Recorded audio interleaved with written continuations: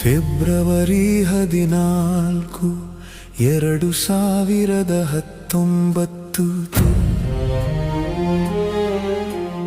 ಇಡೀ ದೇಶದ ಉಸಿರು ನಿಂತ ದಿನ, ಜಗತ್ತು ಪ್ರೇಮದ ಸಂಭ್ರಮದಲ್ಲಿತ್ತು.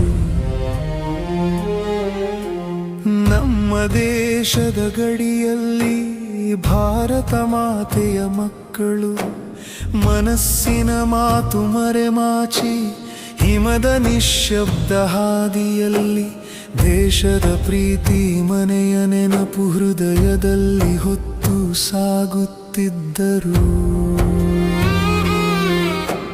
ಕೆಲವೇ ಕ್ಷಣಗಳಲ್ಲಿ ಪ್ರೀತಿಯ ಸ್ಪರ್ಶ, ನಗುವಿನ ಕ್ಷಣಗಳು, ತಂದೆ ತಾಯಿ ಪತ್ನಿ ಮಕ್ಕಳನ್ನು ಕಾಣುವ ಆತುರದಲ್ಲಿ ಬರುತ್ತಿದ್ದರು ನಮ್ಮ ಮುದ್ದು ಮಕ್ಕಳು.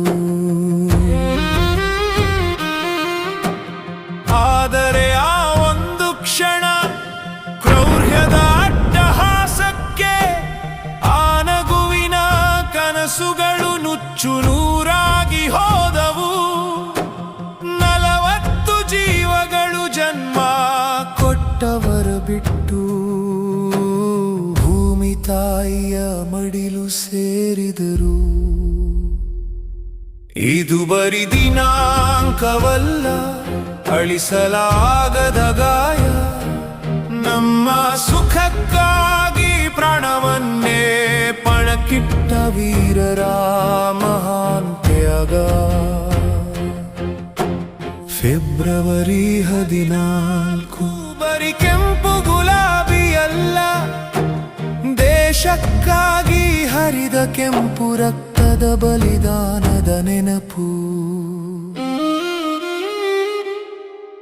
ಅವರಿಗಾಗಿ ಕಾಯುತ್ತಿದ್ದ ಆ ಜೀವಗಳು ಏನಾದವು? ತಂದೆಯ ಎದೆಯ ಮೇಲೆ ಮಲಗೋಕೆ ಕಾಯುತ್ತಿದ್ದ ಮಗು, ಪತಿಯ ನಗು ನೋಡಲು ಹಂಬಲಿಸಿದ ಪತ್ನಿ, ಮಗನ ಹೆಸರ ಜಪಿಸುತ್ತಿದ್ದ ತಾಯಿ, ನನ್ನ ಶಕಿರಣ ಬರುತ್ತಾನೆ ಎಂದು ಕಾಯುತ್ತಿದ್ದ ಮುದಿ ತಂದೆ.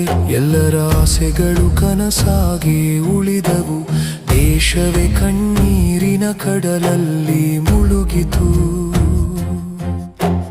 ದೇಶಕ್ಕಾಗಿ ಮಿಡಿದ 40 ಹೃದಯಗಳು ನಮ್ಮ ಪ್ರತಿ ಉಸಿರಿನಲ್ಲಿ ಇಂದಿಗೂ ಎಂದೆಂದಿಗೂ ಬೆರೆತಿರಬೇಕು.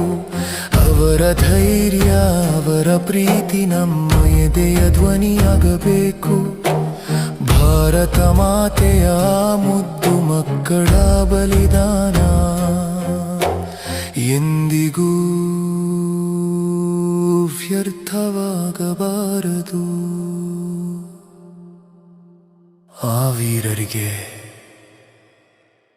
ಗೌರವದ ನಮನ. ಅಮರವಾಗಲಿ ನಿಮ್ಮ ತ್ಯಾಗ. ಜೈ ಹಿಂದ್.